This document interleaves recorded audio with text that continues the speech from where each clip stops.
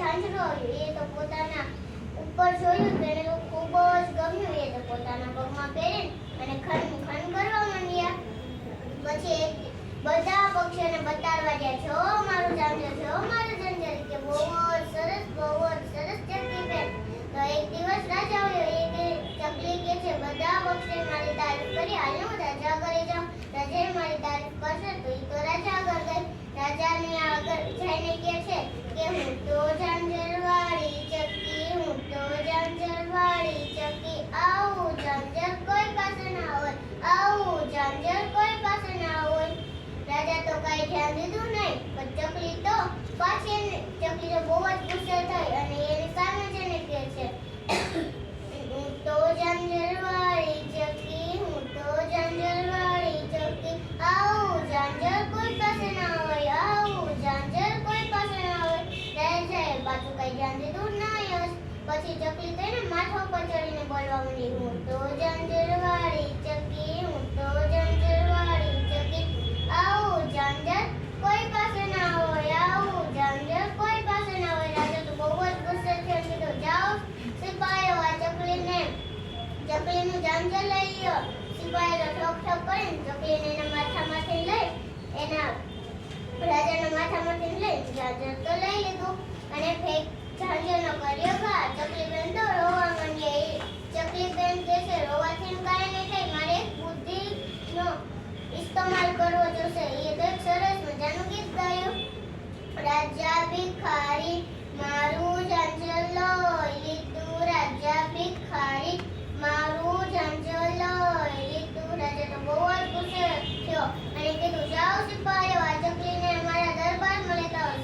સિપાહીઓ ઠોક કરીને ચકલીને એના દરબારમાં લેતા આવ્યા અને કહે છે કે અત્યારે રાજા કહે છે અત્યારે આ ચકલીને જેલમાં નાખી દો, સવારે વહેલા ઉઠીને હું એને જોઈશ. તો એ તો સિપાહીએ તો રાજાએ કીધું રાજાનું કીધું અને ચકલીને જેલમાં નાખી દીધી. પછી સવાર પડી ગયા તો બધા પક્ષીઓ હાજર હતા મહેલમાં અને રાજા બે આવીને ખુરશી ઉપર બેઠા. ત્યાં પછી ચકલી બે એની સામે હાજર હતી અને પછી કહે છે રાજા કહે છે જાઓ સિપાહીઓ, આ વાણંદને બોલાવ્યો. સિપાહીઓ ઠોક કરીને વાણંદને બોલાવ્યા. વાણંદ આવીને વાણંદને કહે છે હાલ વાણંદ ચકલીને વાળ કાપી નાખ. વાણંદને તો નહોતા કાપવા તો એને કાપવો પડ્યો તો એ તો ટકો કરી નાખ્યો. પછી જ્યાં ચકલી જતી એ બધે ચકલી બેનને ટક્કર થઈ જાય.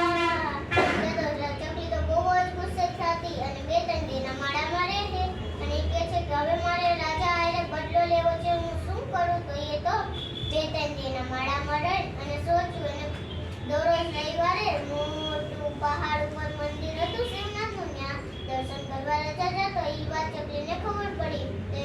તો એ તો રાજાની પહેલા રવિવાર પડ્યો ત્યાં તો રાજાની પહેલા મોટી નિવાસે સંતાઈ ગઈ. રાજા આવીને કહે છે એ ભગવાન મારું અને મારા રાજ્યનું મારા ગામનું ભલું કરજે. તો વાંધી ચકલી સંતાણી હતી. એ કીધું ના, તારું ભલું નહીં થાય. તો એ કહે છે કેમ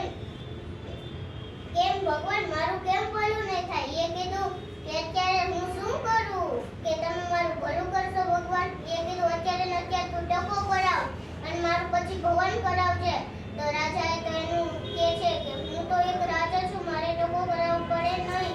પણ એ કહે છે હું કરું, મારે તો પછી રાજા કંઈ કરી નાખશે તો પછી એ તો કીધું ઠીક છે. તો વાણંદને કહે છે રાજા કે જાઓ સિપાહીઓ, વાણંદને બોલાવ્યા. સિપાહીઓ તો ઠક કરીને વાણંદને બોલાવ્યા અને વાણંદ આવીને કહે છે વાણંદને કહે છે રાજા કે હાલ વાણંદ મારા વાળ કાપી. વાણંદ તો બહુ જ ડરી જશે અને કહે છે કે હાલ તું મારા વાળ કાપ. તો એ તો બહુ જ ડરી જશે. તો એ કીધું હાલ તું છાન, તમે તો મારા રાજા છો, મારે તો મારો વાળ કપાવાય જ નહીં. તમે તો મને સજા કરો. એ કીધું હું તને સજા નહીં કરું, હાલ મારા વાળ કાપ. તો એ તો નીચું માથું રાજાએ રાખ્યું અને વાણંદ એના બધા મશીનો લીધા. ત્યાં તો ફર કરતી મોટી પાસે ચકલી સંતાણી હતી. તો ઉડીને ફર કરતી હસો અને હા. તો રાજા અને મંદિર પાસે ગોળ ગોળ ઘૂમવા માંડી અને બહુ જોરથી નાચ કરવા માંડી. પછી ચકલી બેન તો રાજાની સામે બેસીને કહે છે રાજા તે ઓળખ્યું હું ઈ જ ચકલી છું કે તે મને ટકો કરાવ્યો. તો ઓળખી રાજા. તો રાજા માફી માંગે સોરી ચકલી. ચકલી બેન છો મન તો એ કીધું કે હું કોઈ નથી, હું જ સંતાન હતી. તો એ કહે છે કે રાજા કહે છે હવે હું તમને માફી માંગુ છું, તમે હવે મને માફ કરજો. ચકલી બેન તો રાજા તો બહુ જ ગોઠો પડ્યો અને ચકલી કહે છે કે હા હવે તમે મારા રાજા છો એટલે મારે તમને માફ કરી દેવાય. એટલે રાજા કહે છે હવે તું મારા બગીચામાં રહેજે અને એનું સાંજે આપી દીધું અને એને કીધું હવે તું મારા બગીચામાં રહેજે. અને દોરે ચકલી બેન ચણવા જાય અને પોતાના પગમાં જંજર પહેરીને ડિસ્કા કરે અને ગીતો ગાય. પછી આ વાર્તા